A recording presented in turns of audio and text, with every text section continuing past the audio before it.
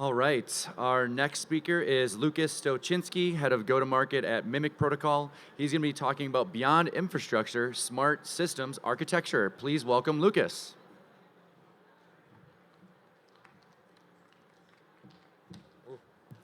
The light is brutal.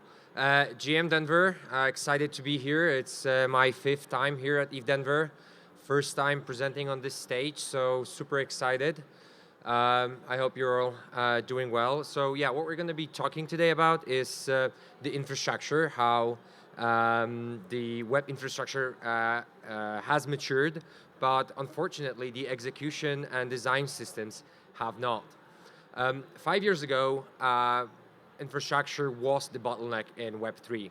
RPCs were unreliable, indexing was painful, and cross-chain just didn't exist. Today, that's not the case anymore.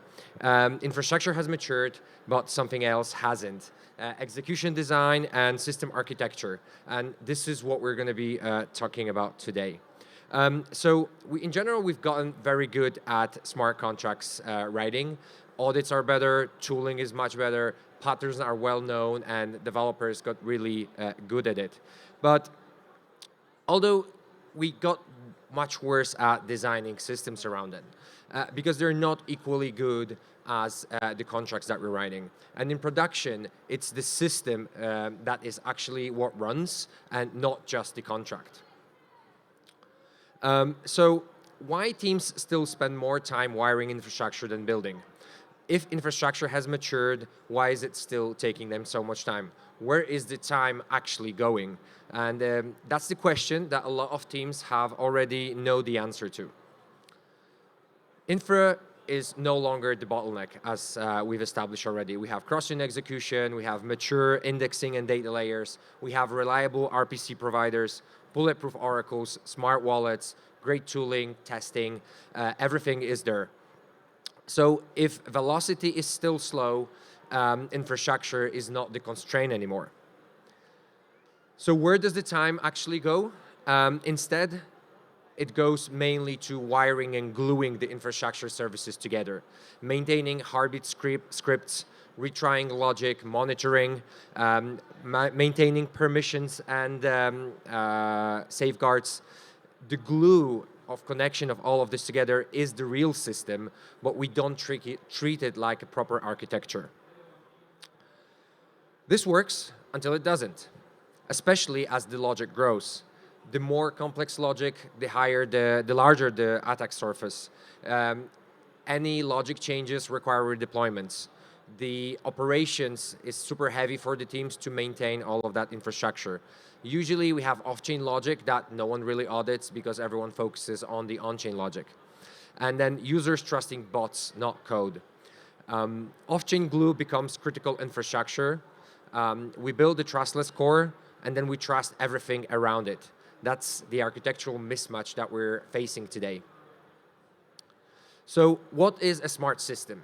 A smart system is permissioned, so every action is executed within explicitly detailed authority boundaries that limit what can be and what cannot be done. It's declarative.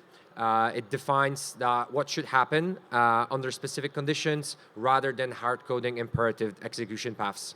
It's deterministic in outcomes. While conditions may change, the enforced constraints and guarantees ensure predictable and bounded results. It's observable. System behavior and execution outcomes can be monitored, expected, and verified in real time. And finally, it's upgradable. So logic can evolve without redeploying core contracts or compromising guarantees. This is how modern distributed systems are built. But in Web3, we skip this layer. So look at this stack. So usually you have a front end or application UI that connects you directly with smart contracts and protocols to execute transactions on chain.